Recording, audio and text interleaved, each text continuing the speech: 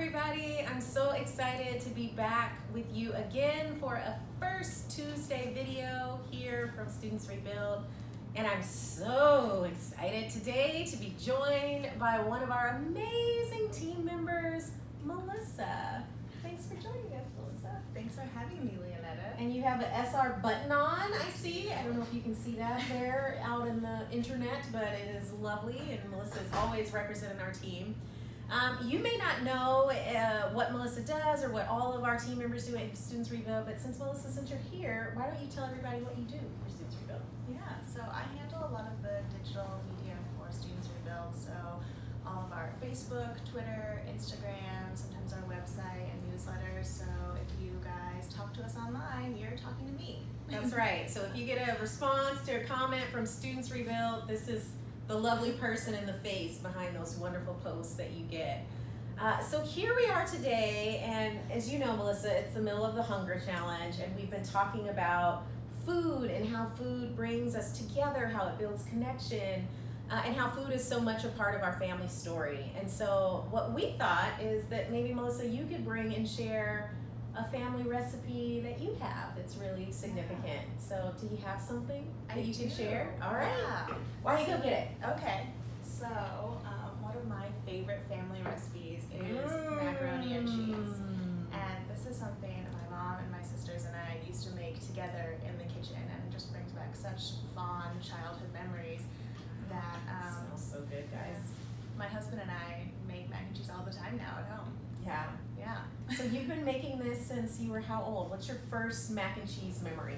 Oh, probably like elementary school days, maybe like kindergarten, first grade-ish. My mom would always have us like in the kitchen helping out, and so this is one of the dishes we would make together. We would like put the water on, dump in the noodles, and then make the cheese sauce from scratch. So you'd use like butter and flour and milk, and then kind of like crumble up the cheese and put it in, and then stir the sauce together. And then my favorite part was always getting to dump the cheese on top of the noodles afterwards and mixing everything together.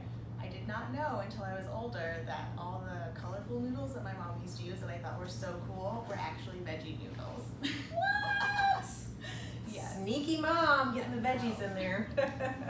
Well, it's November, which means it's Thanksgiving month. And so here in the US, that means lots of families are going to be making mac and cheese. And you know, there's a lot of debates out there about like, do you put breadcrumbs on the top of your mac and cheese? Do you put other things on top?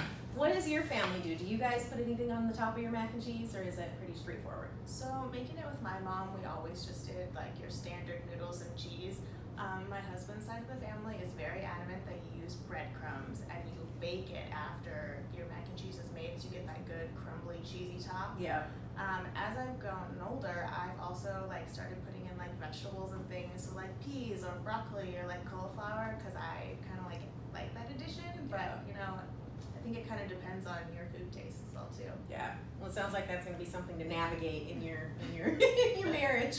Yeah. Breadcrumbs or no breadcrumbs. Well, tell us a little bit about when you eat mac and cheese. Like, what are there memories, or is there a specific memory that comes to mind from your childhood or from your family, or even today when you think about mac and cheese or eating? It just brings me of like family connectedness and together, of like having those special memories with my mom and my sisters where we would all cook together. And even if we weren't making mac and cheese, just cooking together and having that family bonding time was so special and important. Yeah. Well, I think it's so great that you're sharing this, Melissa, because it's a great example of how we're really inviting all of you all and your students to really think about, start with a recipe that's really exciting and meaningful for you. And then from there, that can build out into this artful recipe. So I know we have the mac and cheese here, but tell us, how might you approach making an artful recipe related to this mac and cheese dish? Oh, well, I am all about like texture and using different things, so I would definitely recommend using some dried noodles, whether you are the elbow or the shell or the spiral type. It really depends. Yeah, kind of glue them on, maybe? Yeah. Okay. And then because you can use all sorts of fun different cheeses too, you can cut out different colored papers of like oranges, yellows, whites, kind of whatever you want to get that fun cheese texture in there too.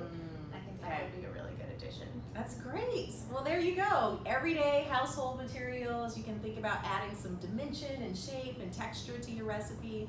which is so great. Okay, I just have one final question, Melissa. Can I taste it? Of course. Yeah. Dig in.